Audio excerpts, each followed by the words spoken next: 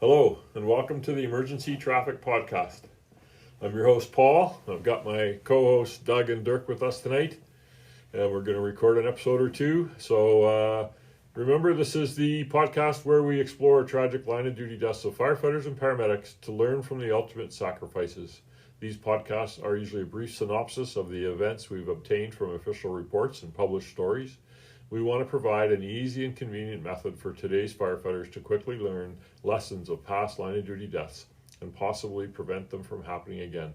You can follow us on Twitter at podcasttraffic.twitter.com or email us with your comments at emergencytrafficpodcast@gmail.com, and we now have a Facebook page called Emergency Traffic on Facebook.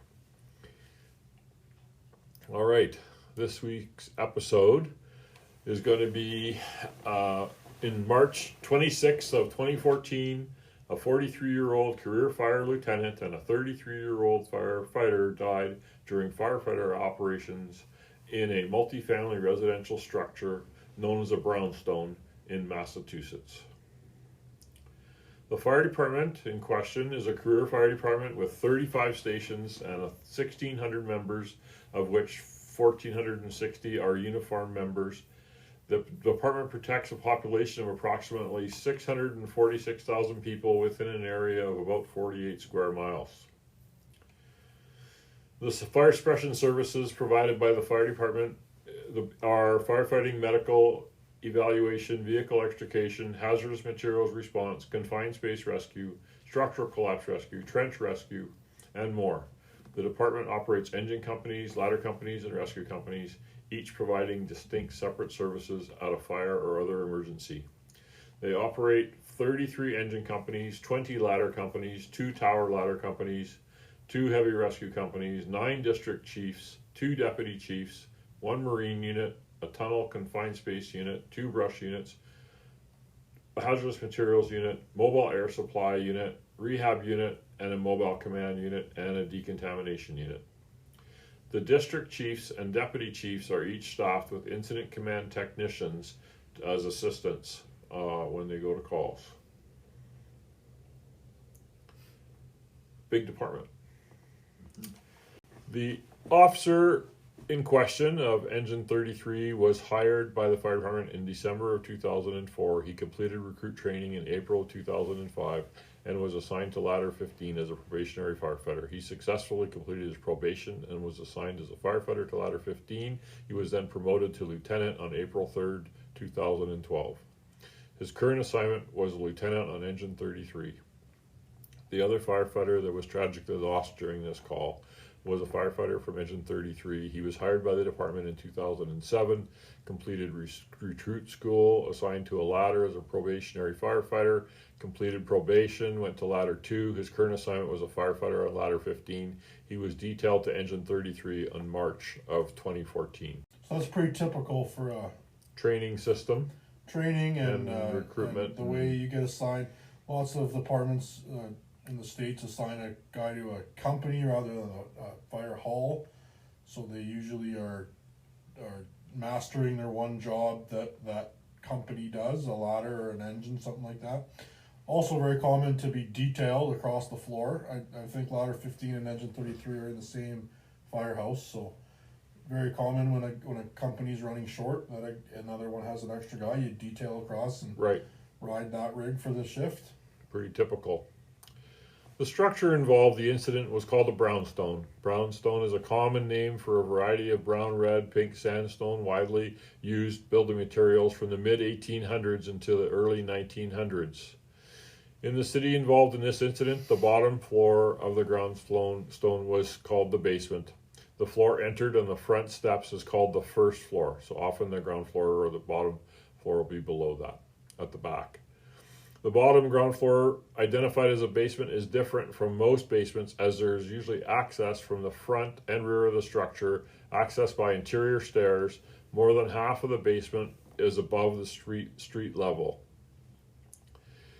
The layout of this particular building, the basement, had 2 apartments, one in the front and one in the back, Alpha side and Charlie side. The first floor was previously 2 separate apartments but had been combined into a single larger apartment at the time of the fire. The second floor had a similar floor plan as apartment number 1 on the main floor, and it was called apartment 3.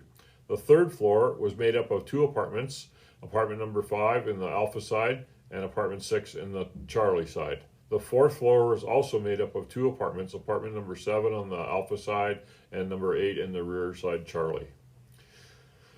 With the exception of apartment 1 and apartment 3, all the other apartments had only windows facing either the front or the rear, depending on the position of the apartment.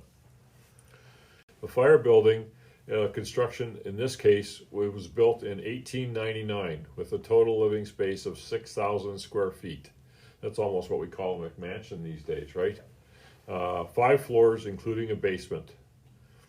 When built, and it's in the middle of a block of a whole bunch of these. When built, the structure was designed as a single-family dwelling. In 1974, the owner divided the building into apartments with 1 apartment on each floor, and the second floor and 2 apartments on each the basement, third, and fourth floor. So the first and second were 1 apartment, and the other ones were 2 apartments. The main entrances to the apartments on the second through fourth floors were reached by a common interior stairwell.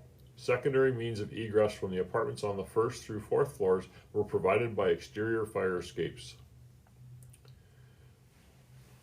These were all on the Charlie side, the fire escapes, or were they at the front? On the Charlie side, yeah. And this one had a shed on the Charlie side as well, which is going to be a factor in the fire. In this incident, the firefighter and fire officer were wearing station work uniforms, turnout pants and turnout coats, helmets, boots, SCBA with integrated personal alert safety systems. And note, though, at the time of the incident, this department did not mandate the use of protective fire retardant hoods like Nomex or PBI or carbon. The weather conditions at 1454 hours was 34 degrees Fahrenheit. Visibility was 10 miles. Here's the critical factor. The winds were 32 miles an hour from the southeast. Winds gusted as high as 69 miles per hour during the fire. That was on the Charlie side, actually. The wind was coming from the Charlie side, pushing against the building from the back. On March 26, 2014, at 1441 hours, Fire Alarm Office received 911 call, report that the building was filling with smoke. At 1443, they dispatched Engine 33, Engine 7, Engine 22, Ladder 24, Ladder 26, Rescue 1, and District 4. That was first alarm.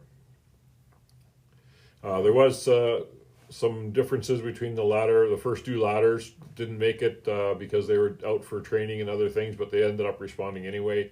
Engine 33 arrived at scene at 1445 hours, so 4 minutes after the first call.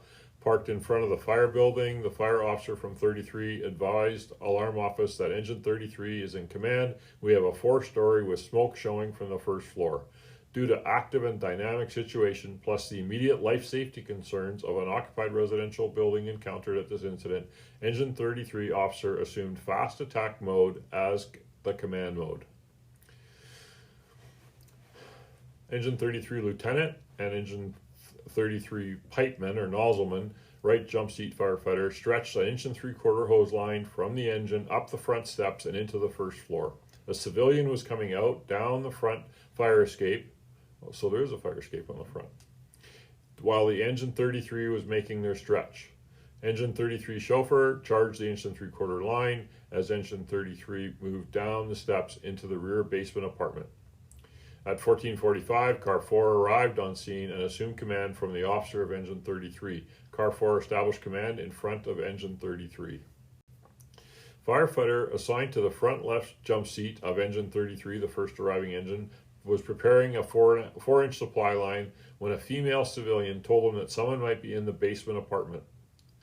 The firefighter took a Halligan tool and went down the exterior steps and into the front basement apartment. The firefighter forced 2 doors and entered the front basement apartment. The firefighter came out of the apartment and met with command, who was in the street. The firefighter advised command that the fire was in the rear basement apartment and a hose line needed to be deployed to the basement. Engine 7 arrived on scene at 1447, so all very close together, from the east and parked facing Engine 33 in the opposite direction. Laid a 4-inch supply line from the hydrant on the corner and ran a 2.5-inch supply line to Engine 33 to supply them with water. Engine 33 was entering the front door as Engine 7 arrived on scene. The crew, officer, and 2 firefighters from Engine 7 pulled the 2.5-inch hose line to the front steps. Engine 7 stretched a 2.5-inch hose line up the front steps following Engine 33's charged 1.75 inch. As Engine 7 moved the hose line toward the stairs, the conditions started to change and the first floor became extremely hot. The nozzleman or pipeman from Engine 7 asked Engine 7 officer to call for water. The conditions became untenable and Engine 7 left the building. As Engine 7 pulled the 2.5-inch hose line out of the building, the hose was burned. At approximately 14:49 hours, Engine 22 responded to the box as the third due engine. Engine 22 laid a 4-inch supply line from a hydrant in the previous block, arrived on scene at 14:48 hours, which I think was only 5 minutes or so, 4 minutes after the first engine, right? Parked behind Engine 7. So we're getting quite a bunch of trucks in the front of the building here. The chauffeur pulled the 200-foot, 2.5-inch hose line to the front walkway of the fire building. The captain and right front jump seat firefighter from Engine 7 took the 2.5-inch hose from the first floor with the hydrant firefighter from Engine 33, which was the first arriving one that went to the basement to find the fire in the basement. At the same time, Rescue 1 and Engine 37 were pulling an 1.75-inch hose line through the front door, down the steps, and into the basement. All companies were forced out of the building at this point due to rapid progression of fire conditions. The Engine 22 hydrant, the firefighter went back to Engine 22 to pull another 2.5-inch hose line when conditions changed rapidly. Ladder 24 arrived on scene at 14:48, parked behind Engine 33. On the Alpha side, captain and 2 firefighters entered the first floor fire building. Ladder 24 crawled down the hallway to the stairs going to the second floor. The captain of Ladder 24 stated they were engulfed in black smoke and the heat increased, which forced them out of the building. Crews had to pull the captain of Ladder 24 out of the building. At the same time, the chauffeur from Ladder 24 put the aerial ladder to the roof. He went to the roof and vented the roof. Ladder 26 arrived on scene at 14:48 as well, parked on side Charlie, directly behind the fire building. So we got a ladder in the back now. The captain of Ladder 26 observed the rear door of the maintenance shed was open and fire in the shed. The captain advised his crews, do not break any windows. Captain radioed command and asked for water on the Charlie side, but was unable to reach command due to radio traffic. He instead called fire alarm office dispatch and advised that fire was showing on the first floor at the rear of the building. He requested an engine company on the Charlie side for water. Captain of Ladder 26 then forced his way through exposure Bravo, so the next door exposure, to get to the Alpha side. Captain of Ladder 26 met with command on the Alpha side regarding the need for water on the Charlie side. Several members of Rescue 2 pulled the 2.5-inch hose line through exposure Bravo to side Charlie to the rear. Captain of Ladder 26 returned to side Charlie and entered the rear apartment through a window. He went in with crews from Ladder 17 and Rescue 2. Prior to entering the structure, a rapid progression of fire conditions occurred. Other rapid progression fire conditions occurred while they were operating in the rear basement apartment. The time was approximately 15:11 hours. Rescue 1 arrived on scene at 14:47 hours. Before all that happened, parked at the intersection behind Tower Ladder 3. Rescue 1 was assigned to assist companies making entries on the Alpha side. As Rescue 1 was approaching the scene, smoke conditions changed drastically from the time of arrival. Smoke conditions changed from brown to thick black smoke. Rescue 1 entered the basement with Engine 37. Due to the tremendous heat, both companies were forced out of the basement. Rescue 1 moved to the rear side Charlie of the fire building, made entry into the rear basement apartment. The time was 15:11 again. At 14:48, command ordered a second alarm, which included a district chief, an engine, 3 engines, 2 ladders, and another rescue. 14:49 hours, lieutenant from 33 called Engine 33 and said, charge the line. These are the first guys that had gone in. After his radio transmission, command ordered all companies out of the building. A lieutenant radioed Mayday at 14:49. The lieutenant said, Engine 33 has a Mayday in the basement. At 14:50 hours, dispatcher advised Engine 33 to charge the hose line. So the dispatch was monitoring and trying to help transmissions. At 14:51, the lieutenant from Engine 33 called and said, we need water now. Charge Engine 33's pipe. At 14:51, fire alarm office moved fireground operations to TAC 3. TAC 2 was being assigned for the Mayday. At 14:52, the lieutenant from Engine 3 radioed fire alarm officer and said, "Both of us are trapped in the basement towards the front of the building. We got the water, but my line is burnt through. You have to charge our hose line." Command advised fire alarm to have the 4th alarm and 5th alarm companies respond to the rear of the building. At 1500 hours, Engine 10 laid a supply line from Engine 4 to the Charlie side. So this is actually the first pumped water on the Charlie side. First attempt to enter the basement from the rear of the building, they had 3 2.5-inch hose lines operated by Engine 10, Engine 4, Engine 24, and Rescue 1, attempting to locate the fire officer and the firefighter from Engine 33. Crews from Ladder 26, Ladder 15, Ladder 17, Tower Ladder 3, and Engine 42 were operating at the rear of the building at this time. The officer of Rescue 1 notified Command 7 of hearing a pass alarm as he exited the building. Crews were only able to get about 5 to 10 feet into the apartment when rapid progression of fire conditions continued to occur in the basement of the first floor. Crews exited the building, regrouped, re-entered the basement apartment. The time was 15:06. Crews re-entered the building and continued the search for the missing lieutenant and firefighter from Engine 33. Crews were operating at about 25 feet into the rear basement apartment. At 15:09 hours, the 6th alarm and 7th alarm were dispatched. Command ordered defensive operations on the Alpha side due to the severity of fire conditions at 15:50 hours. Division Charlie contacted command regarding whether firefighters were still missing. The fire commissioner advised that a member was unaccounted for in the basement. Rescue 2 found the firefighter from Engine 33 in the rear basement near the kitchen. The firefighter was covered in debris. Members from Rescue 2 moved the firefighter from Engine 33 to the rear window, and they picked him up and put him on a stretcher at the rear window.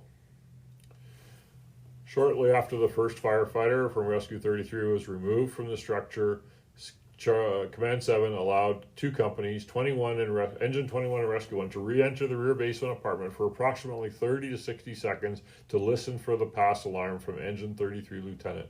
When no device was heard, they ordered companies back out of the building due to the severely deteriorating conditions. The fire was unintentionally started by welders who were installing a railing on the left side staircase at the rear entrance of a delta exposure next to the fire building. The welders started work at approximately 12:30 hours. At approximately 14:30, the occupant of the apartment number 10 heard the building's fire alarm activate. The occupant walked out of the apartment and went up the steps to notify the occupant in apartment number 1, which was on the main floor. Apartment number 10 called 911 at 14:41. Another occupant telephoned the building's maintenance supervisor, advised him of the smoke in the building. The welders realized that the shed behind the fire building was on fire. They attempted to extinguish the fire with water and snow. Due to the wind, the smoke extended into the fire building. At 14:45, the maintenance supervisor arrived and parked on the Charlie side, so while fire was responding, essentially, rear parking lot of the fire building. He went to the rear of the building due to the fire apparatus blocking the entire side Alpha. He noticed smoke coming from the shed and went to open the back exterior door going into apartment number 10. He placed his key in the door and opened the door approximately 3 inches. The maintenance supervisor said when he opened the door, fire came out at me. The maintenance supervisor also stated that he could see fire through the window of the interior door to apartment 10. Maintenance supervisor left the door open and moved back to the parking lot.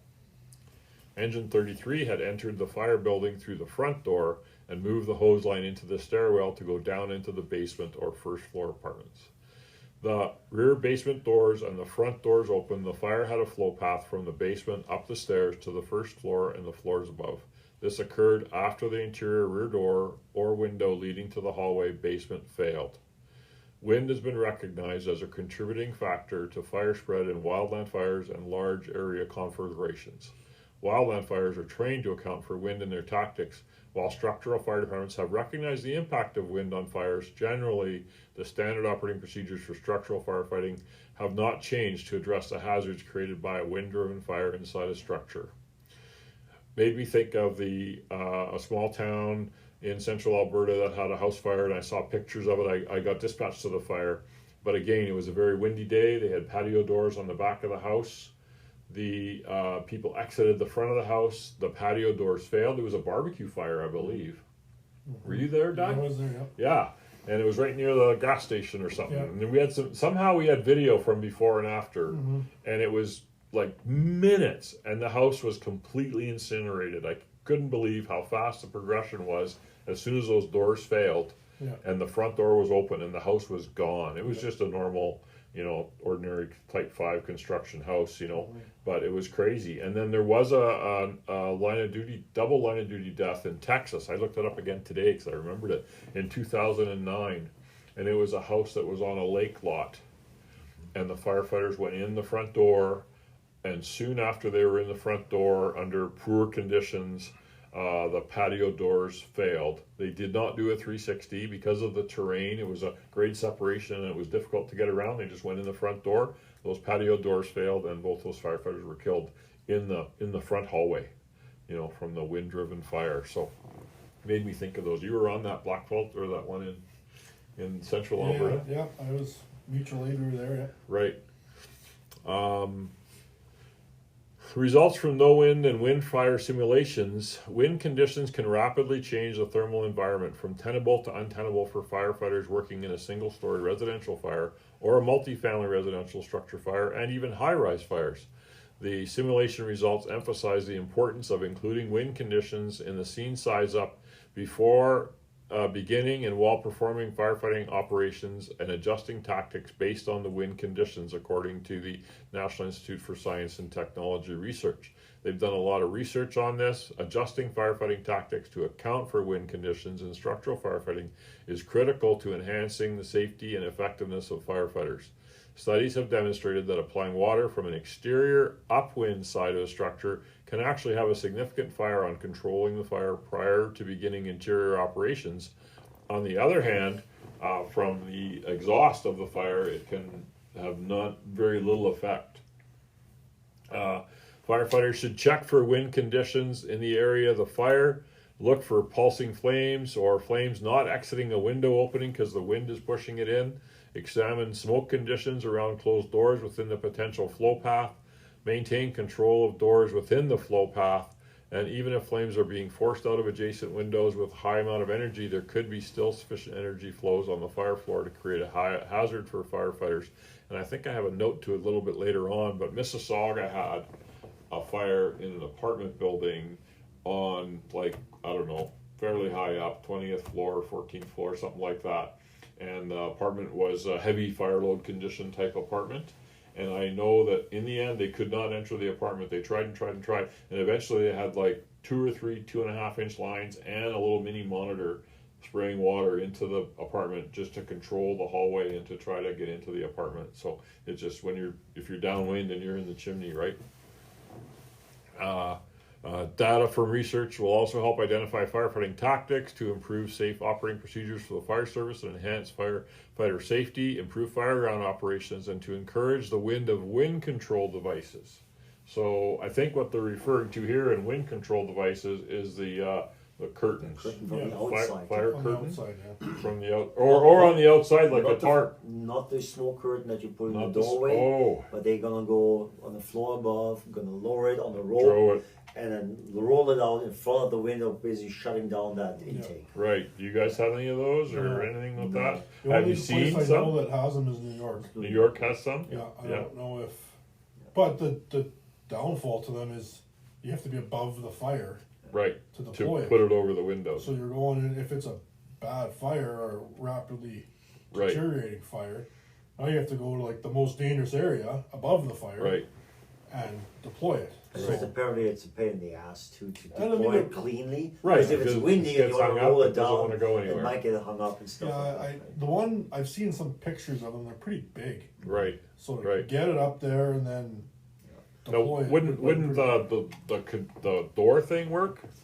Well, the door thing might work to prevent the fire from going out, but they done No. tests on it, and you have to double. If it's a wind-driven fire and you want to control that doorway, you have to double the smoke curtain even, because Okay. it will be pushed It's open. pushed Right? It's open. not fixed Right, in it's place, not fixed, right? right? It's just hanging there. So you have to double them, and then still you're still going against that current. The wind right? is pushing it. And this the tests on that. I think when you go and read the study or just look at the video, they show some of those curtain devices Right. that may or may not work. They also recommend the use of a below the fire floor nozzle.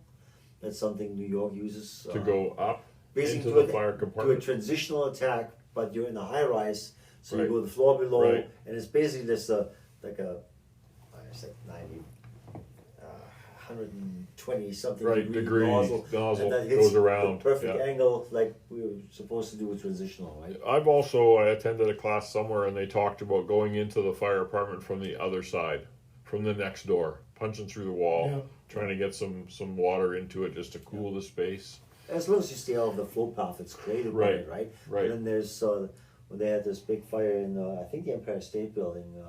Chief Vincent Dunn was writing a book about that. They had to bring in 2.5 lines and couldn't Right. even make the push down the hallway because it's the wind-driven fire. Yeah, was pushing yeah, I it. know. I think Chief Bill Stewart, he was the chief of Mississauga years ago, and he spoke at one of the conferences about this fire they had in a big apartment building in Mississauga, and how they just couldn't get into it. I saw they showed pictures and everything. So yeah, flow path composed of at least one inlet opening, one exhaust opening, the connecting volume between the openings. The direction of flow is determined by the difference in pressure, heat, smoke, and high pressure area will flow through the openings towards area of low pressure based on varied building designs and available ventilation openings, doors, windows, etc. Several flow paths can exist within a structure. Any operation conducted in the exhaust portion of the flow path will place members at significant risk due to the increased flow of fire, heat, smoke toward their position. And it probably doesn't stratify either if it's going out that exhaust outlet. I always relate this to a wood stove. Yeah. But a lot of people haven't operated a wood stove. But if you open the intake to a wood stove and the exhaust is open, it's going to go like crazy. If you close the exhaust or limit the intake, it's going to slow down. It's weird that firefighters know that when they operate a stove or a campfire, Right. but then we don't relay that to a structure fire. When we get to the structure, exactly. So firefighters must be aware and understand that the critical first step in evaluating potential fire for a wind-impacted fire is recognition of smoke movement and the flow path, the wind speed, where is smoke being forced under doors, pulsing, etc. The incident commander and company officers must be notified immediately when any of these conditions are observed. Communication of this critical information to incident command and company officers operating inside a building must be acknowledged.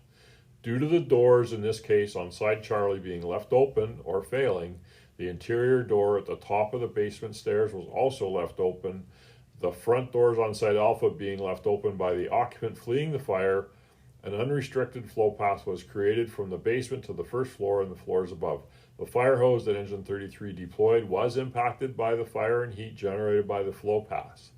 Now, I was on NFPA 1962 soon after this incident, and it did come up. And I know NISC, I believe, or somebody it was a university in Massachusetts, I can't remember the name. They were doing a big study on how many hose failures there's been, all that kind of stuff. And while the heat and fire did cause the fire hose to fail, it wasn't the leading cause of these fatalities. It was a contributing factor. Of course, you lost the hose line. Hose has changed. The hose we're using today is not the hose that we had when I started. We had, the heavy cotton hose, and it lasted forever, but it was heavy and it was wet and you had to dry it. We've all gone to hose you don't have to dry. It can't mildew, it can't rot because it's 100% synthetic. Like everything else, if it's synthetic, it may be more susceptible to heat.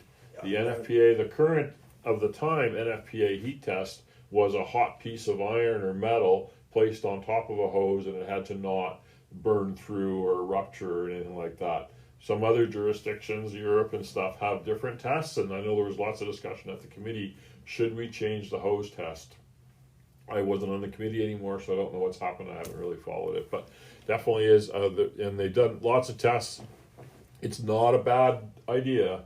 I remember this from the committee meetings, to wet the hose before you go in.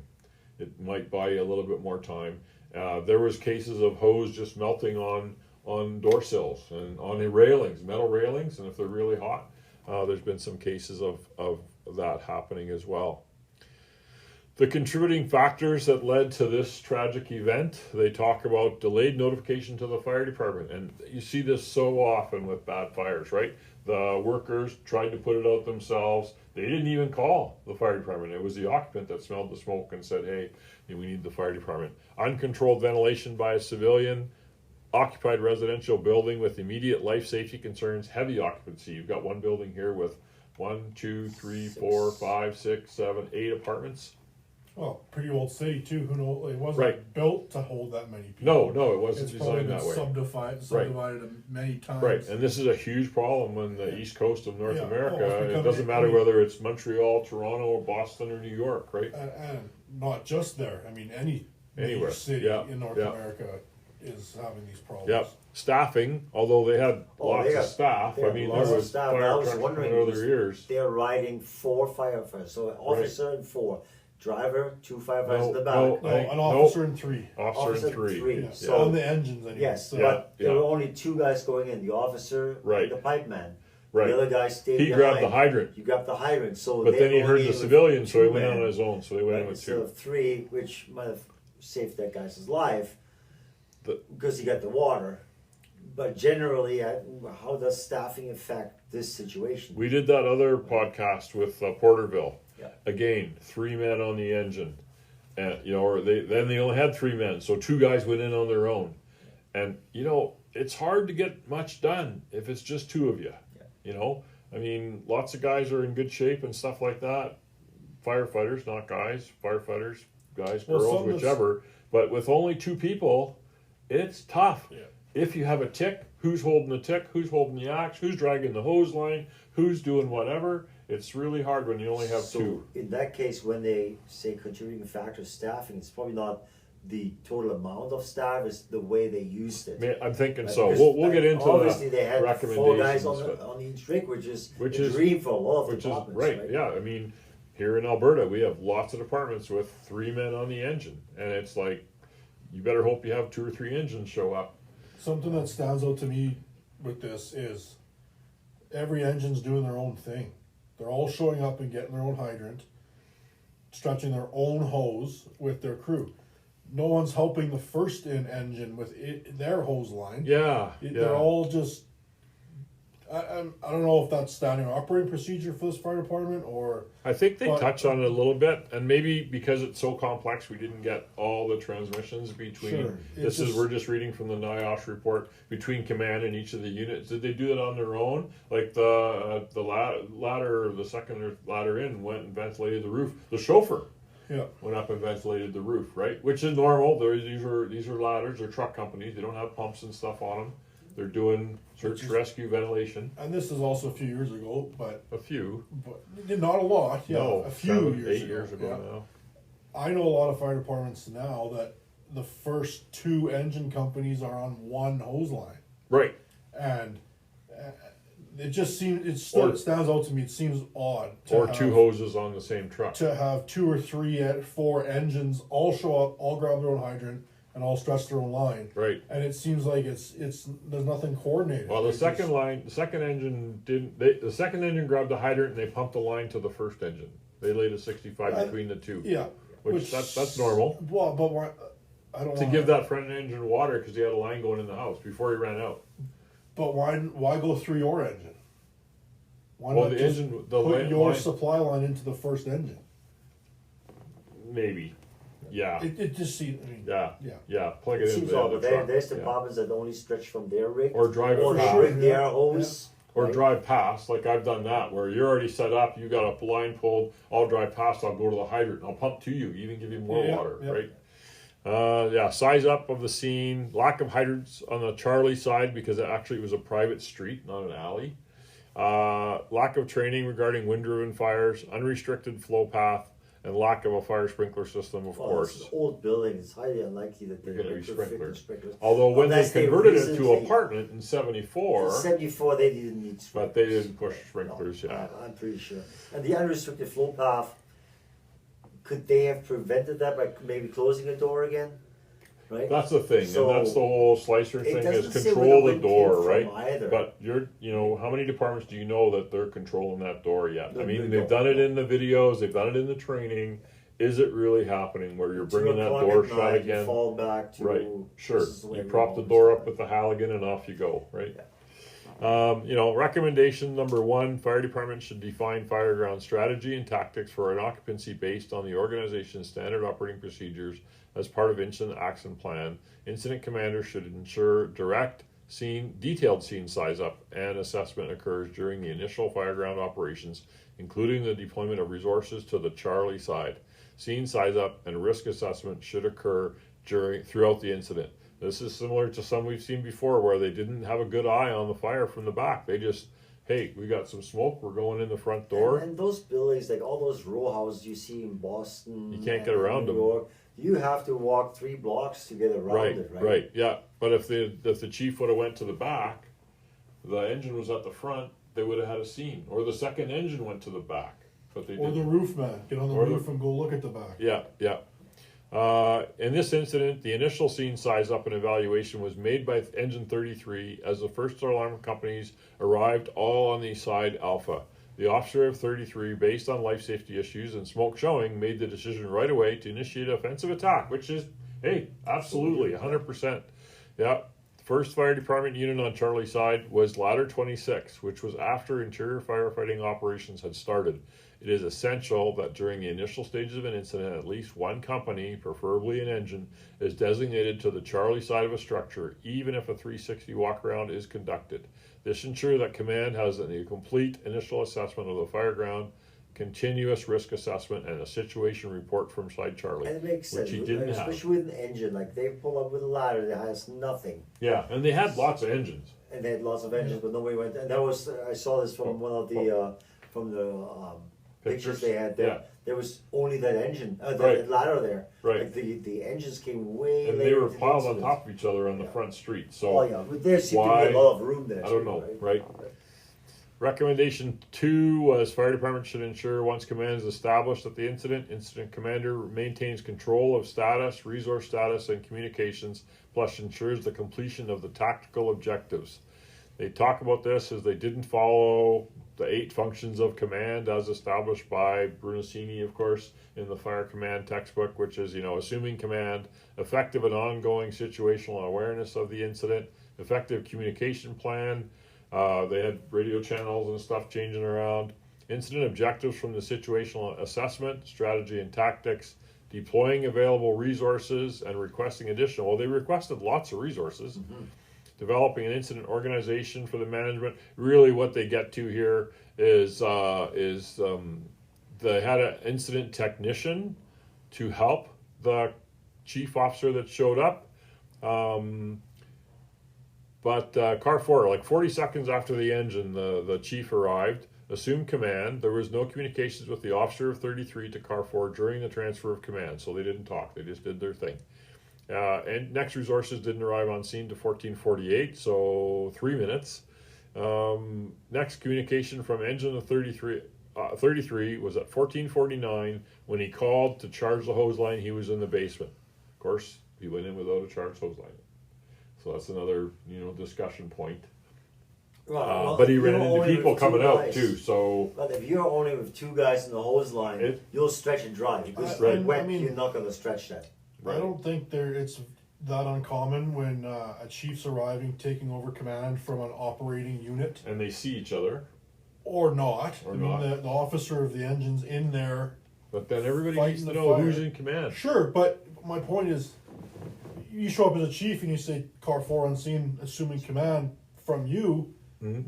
He's in there working. He's not going to give you a paragraph of what's going on. You don't He's need a paragraph. going to say 10-4 chief, your command, and I'm doing fire attack. And this is what I'm doing, which the chief should have heard on the way in. Yeah, sure, but I don't think it's that uncommon. Or, I mean, it seems realistic to me that if you're on mobile command and you're I'm going in. finding the fire or working to Right. put out the fire, Yeah. and you hear on the radio the chief's here, he's in command, all you're going to say is, okay, you're But they command. should talk.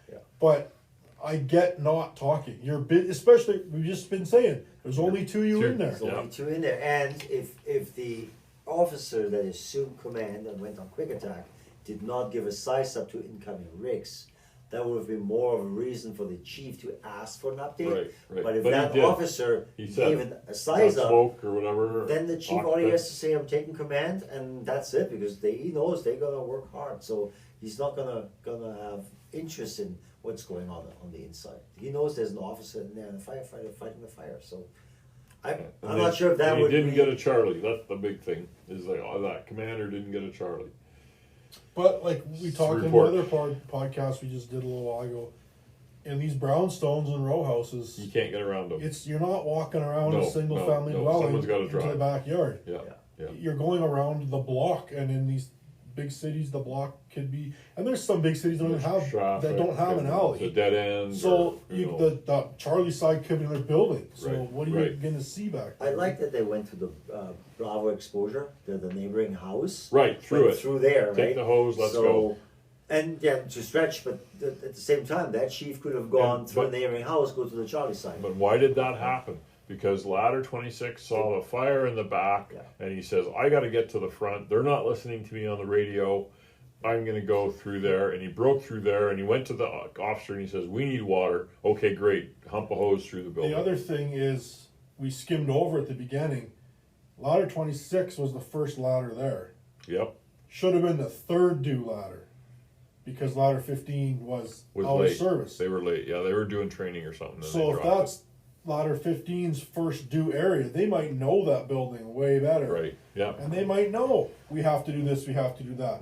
Where the company's coming from farther away, Right. It's not they their don't, thing. they don't have intimate knowledge, especially know in these the neighborhood. departments that you get assigned to a company and you stay at that company For a long time. for as long as you want. Yeah. You don't travel around the city and get to know different neighborhoods. So that could have been a factor on how things happen. Not knowing Boston, if they have Where? that truck. Massachusetts.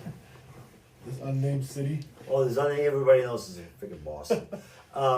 But generally, when they have truck companies, trucks don't fight fires, right? They The rescue people firefighter and ventilate. and the officer both spend most of their career on a truck, Right.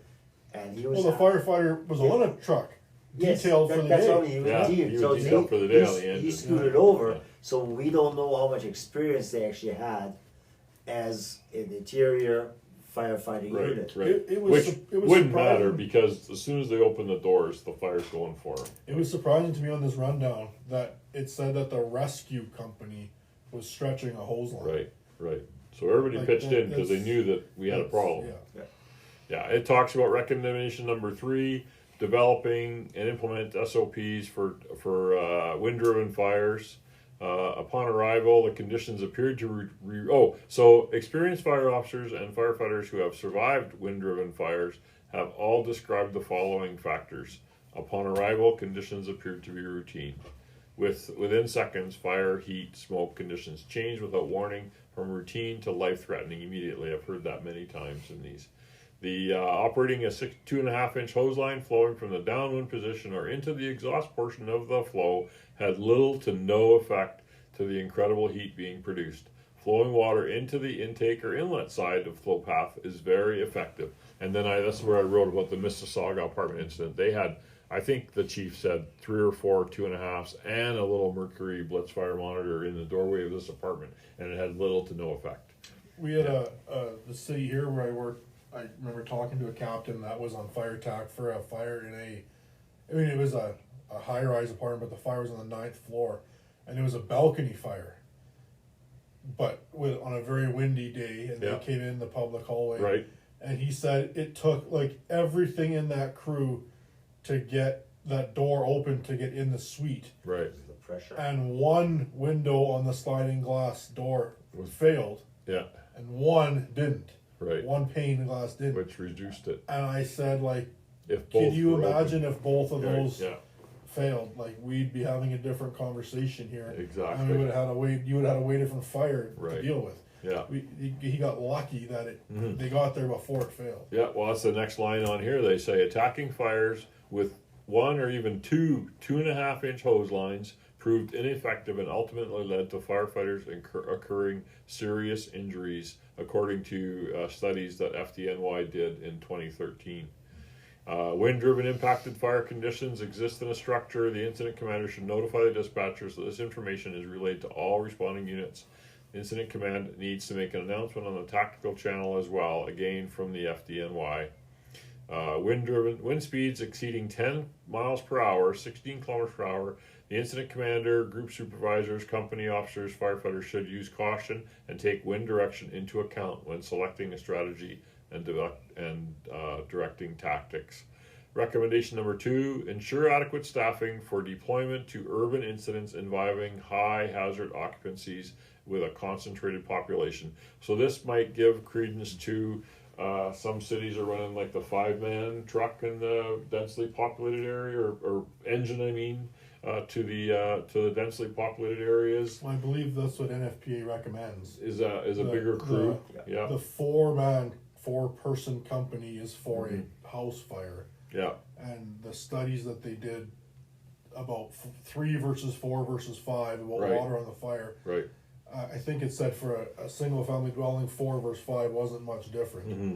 But when you start getting the high rise fires, You then know, it's a huge Dense difference population. Yeah. Yeah. to have the 5th man. for fire operation and for search as well. Yeah. Yeah, and just treating people and everything. Look at we talked about at supper, you know, the fire in New York, and what did you say? You know, the people, they pulled all these people out of there, and everybody's doing CPR, Yeah. waiting for the ambulance to show up, right? Yeah, All of they a didn't sudden, need manpower to fight the fire because Right. that wasn't bread and butter fire. right, it was Except for the victims. smoke spread, it was the Right. victims. Yeah, that I mean, they- that fire, the 4th alarm, the chief told the 4th alarm engine companies, don't bring your firefighting gear to the fire, bring your Right. medical Bring gear. your medical gear. It wasn't the fire, it was the amount of people and the smoke. Right, that were affected by the smoke, and it's the smoke that kills the people, right?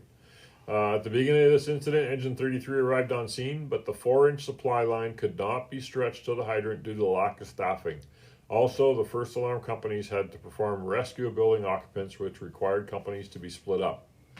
Recommendation number 5, ensure that the tactical worksheet is used by command during initial fireground operations and maintained throughout the incident. Tactical worksheet is a vital piece of equipment because it helps the incident commander organize the incident from the initial onset. Fire departments that provide a staff member, assistant, or incident command technician, district chief or battalion chief has the ability of starting a tactical worksheet en route to the incident because he's got a driver basically.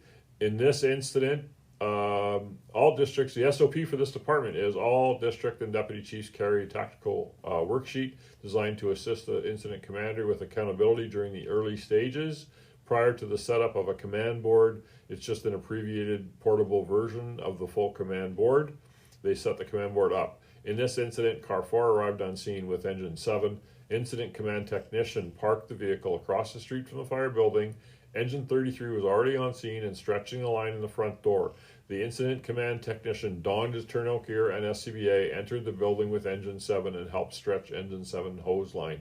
Car 4 assumed command of the incident, and as his ITC and Engine 7 entered the building, a violent change occurred. Conditions became untenable for the firefighters. They moved out of the building, landing at the front step, and soon after that, the officer of Engine 3 called a mayday. I think it would have been hard here especially with your driver ditching you and going into the building. Yeah, and all But- these companies but, are coming. I mean, I wrote down some times here. In like 5 minutes, it went from Engine 33 on scene at 2:45, second alarm 3 minutes later, Mayday a minute later, and so on. Right. You It's can't. down. You're not, This you're was not keeping so up. fast. It's instant. You're This not is writing instant. that all Yeah. down Right. when you got a fire going bad in front of Right. you, Yeah. and then you're calling in companies, Yeah, another and company. they're coming. I mean, you're calling the third alarm before the second alarm's there. Sure, it's easy to say, yeah, write everything down. Right. But in Right. real life, I mean, sure, I guess that's your driver shouldn't go in, but The nice It's thing, tough. the nice thing in our city is that dispatch keeps track of it. They write out the comments. It's I don't know if they have. I'm assuming they have like a Sure. computer, laptop, Sure. something Right. where dispatch writes the But comments. whether they see it in the truck or not, that's the well, thing. but that's right? something that would aid that chief Right, if right. you lost track what If- you said or yeah, who exactly. you said You or can go who back. you assigned. You can go back and a good Right. dispatch center. So Because if you're not writing it down, I forgot how many companies they ordered, right? Yes. I mean, that's Yeah. the thing. But like you say, it was so fast. Again, why was it so fast? Wind-driven fire, nothing on the Charlie side, Yeah. didn't have anybody there, right? the Project Mayday research that they've done, so almost 10 years ago as well, they said that most Maydays are called by the first arriving company within the first 4 minutes. Yeah, Right? yeah. And this fits right in there. Right? Exactly, That's when shit yeah. hits the fan, initial response there. They did call for personnel accountability at 1521, which was a long time after this was already down the road. They didn't really understand how many people, who was missing. They had the Mayday, so they knew there was someone missing. They probably didn't know how many. And then they talked about Lunar location unit assigned, which they had sort of that. They said front of the basement, what unit they Nobody were. all that remembers kind of Luna stuff. when you're actually burning up. Right, I always say right. who, where, what. Yeah, That's all. exactly. they need, right? Which he did. Yeah. In the basement, engine Yeah. 33. They knew where they we were. need They just water. couldn't make it there. Yeah, yeah. Incident commander quickly called for more resources, conducted a PAR report as soon as he could. Companies were lost and missing. So they had all that. Incident commander incorporates command safety into the incident management system. Again, this was so fast that I don't think they had a chance with that. Training program for, fire departments should develop a training program. They had the command assistant, but if you got one guy and there's somebody running out of the house saying there weren't people in there, right? I'm not sure if this is all contributing to this situation. It was really the Right. hose line burned through, wind-driven fire. It was only one company basically in there at that point. So I don't know why they would blame the organization behind the incident command system. Maybe down the road there was some near misses, but overall it happened in the first 4 minutes. There's a chief there already.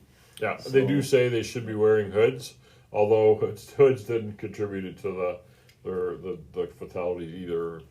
Yes, it's good, but it really would have changed anything. Emergency operations annual proficiency training. So I don't know why this was a recommendation. Whether they had concerns with Maybe the tactics a that little bit, department they're didn't too do aggressive. that, right?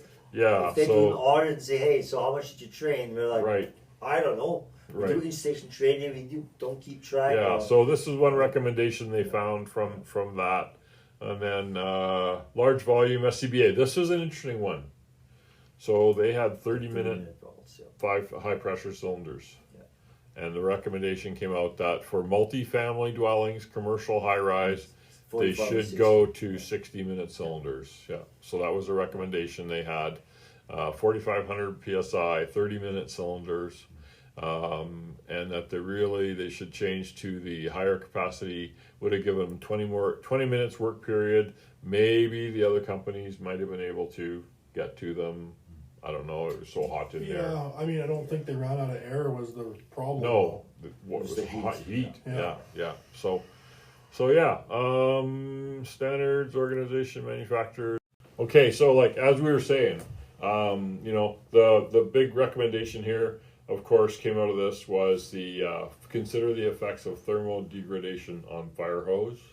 This incident, the 1 3/4 attack hose line used by engine 33 was burned through. During the initial firefighting operation, engine 33 had stretched the hose line down the stairs from the first floor into the basement through the alpha side, placed the hose line in the flow path of the fire and superheated gases coming up the stairs. The 1 3/4 hose line was burned through completely in two. The 2.5-inch hose line that engine 7 stretched to the first floor was also severely damaged as well. So what I don't understand there is that fire was behind them because they are on the knob and the hose burned through behind them. Behind them. How hot was it down there? Did they flow water? Did they not cool? Don't know. Like that kind of makes I'm no not, sense know. to me. I don't right? think they. But it might flowed not have had any water. effect. I don't think the 'Cause water he ever called got charge to the it. nozzle. Charge it. I Oh, think. it burned I through think right it from burned the. because I think I maybe not in this Nash report, but I think I've heard guys talk about it where he's saying send me water, send me water, send me water, and the chauffeur's saying You you got have water. Yeah. Like what do you mean? So it happened behind them without them Right, really without noticing? them knowing, yeah. Now, of course, it was maybe higher than them. In fact, I remember seeing something about it was actually higher than them because they were down in the basement and Well, it was in the stairway. I think it said they went up and then outside down, and Up in and then down. and then down. and it, Yeah. where it So burned where it exactly burned was probably above their heads. above Above there. Yeah. above / behind them. Another one, we haven't done that one yet, which is a fire that happened here in Canada in another large metropolitan in Winnipeg, and the hose also ruptured in that fire. When the door in the garage opened up, they had a severe wind-driven event upstairs. In the stairway, the hose burst, and the pump operator, he was like giving them all the water he could, and they were calling for water, right? So, and they ended up getting another engine in there with another line to get the guys out.